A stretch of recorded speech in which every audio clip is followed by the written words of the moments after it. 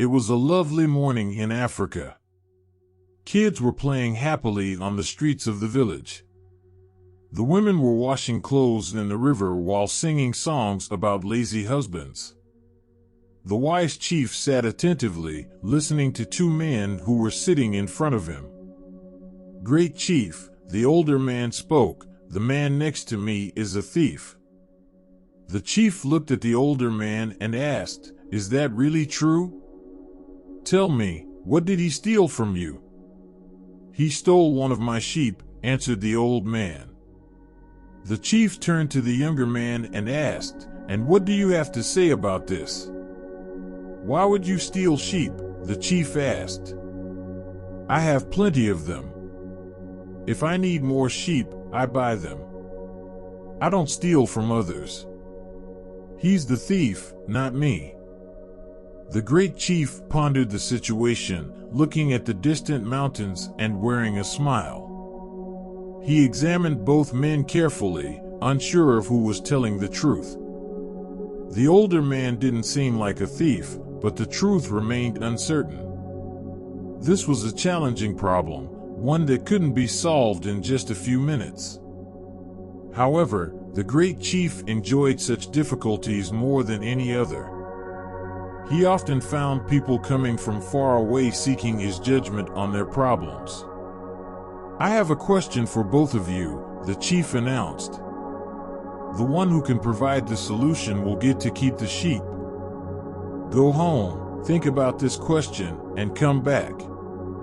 The two men left the house of the great chief, and the old man felt sad. How could he possibly find the answer to such a challenging question? When he arrived home, he shared the question with his daughter, Zia. She was a beautiful and joyful woman who enjoyed helping others. Despite her youth, she possessed great wisdom. "I know the answer, Father," she said confidently. "It's time." The old man returned to the house of the great chief, surprising him with his prompt arrival. The chief remarked, "You're back so soon. It hasn't even been an hour, and you already have an answer to my question." "Yes, great chief," the old man replied. "It wasn't as difficult as it seemed." "Then tell me," the chief inquired, "what is the fastest thing in the world?" "Time," answered the old man. "It always goes too fast. There is never enough time to do all the things we want to do. And when we wish for more time, it seems to pass even faster." The great chief was astonished. The old man's answer was even better than his own solution. The chief asked, "Who helped you find this answer? Who gave you these words?" "They're my own words," replied the old man. "No one helped me." "If that's not true, I'll accept punishment," he added, afraid to continue with his story. "It was my daughter, Zia," he finally revealed.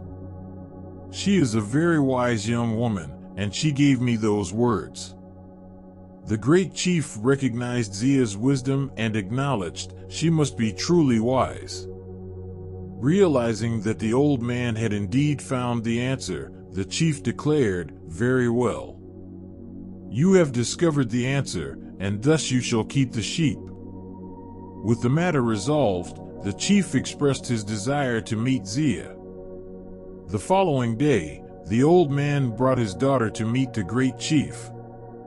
They sat together at the chief's table and enjoyed a generous lunch comprising chicken, rice, fruit, and a refreshing drink made from palm juice. During the meal, they engaged in conversation about the young man who had stolen the sheep, and they discussed the challenges of being a good judge.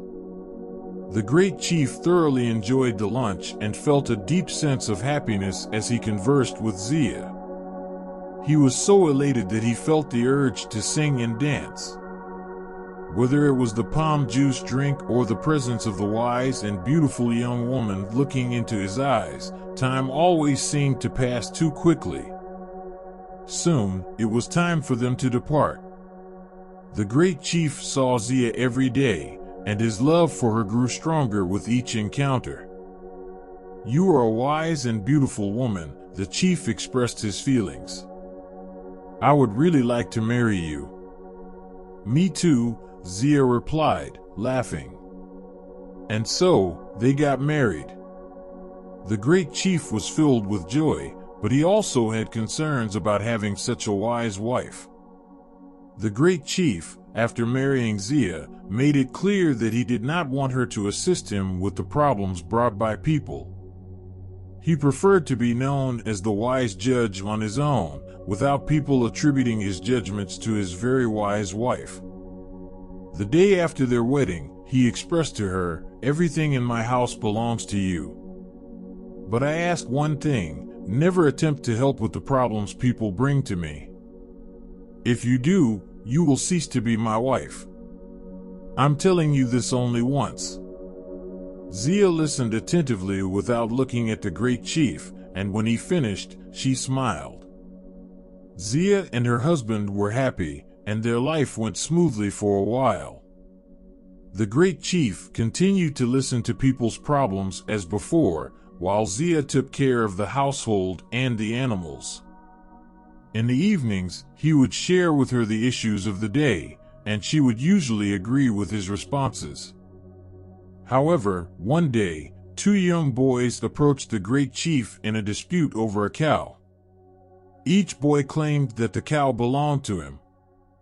To settle the matter, the chief presented them with a very challenging question to answer. Zia, who often saw one of the boys in the fields with their family's cow, knew which boy was telling the truth. That afternoon, she noticed the boy crying and decided to talk to him. Zia approached the little boy and asked, "Tell me, what's the matter?" The boy replied sadly, "Oh, the great chief asked us a question that I can never answer." Curious, Zia inquired, "What did he ask you?" "He asked, 'What's the biggest thing in the world?'" the boy explained, his sadness evident. Zia knew she shouldn't assist the boy, even though she knew the answer was easy for her and difficult for him. She also knew that the boy was telling the truth about the ownership of the cow. "Go back to the great chief now," Zia instructed. "Tell him the answer in these words: it is air. Air is all around us. When we walk, there is only air in front of us and more air. When we look up at the sky, there is air as far as we can see." The little boy followed Zia's advice and returned to the great chief. He repeated the same words that Zia had shared with him. This time, the great chief wasn't surprised. Instead, he became very angry. "Who helped you find this answer?" he shouted. "These words are too wise for a young boy. Who gave them to you?" The boy stood his ground and responded, "They're my words, great chief. No one helped me find the answer." Unconvinced, the chief declared, "This isn't the truth. I will punish you." Fearful of the consequences, the boy became afraid. "It was your wife, Zia," the boy finally revealed. The great chief grew angrier with his wife. That evening, he confronted Zia about her actions. "Didn't I tell you that everything I have belongs to you? You have done the one thing, the only thing that I asked you not to do. Now, take what belongs to you and return to your father's home. Before I go, can I make you one last meal?" Zia asked. The great chief replied, "Yes, make whatever you want to eat. Take what you want to take. Just make sure that you're not here tomorrow." Zia prepared the great chief's favorite meal, chicken with rice and vegetables. While he ate, she served him a strong drink made from palm juice. Zia served the great chief multiple cups of the palm juice drink throughout the meal. Eventually, the chief became drowsy and fell asleep.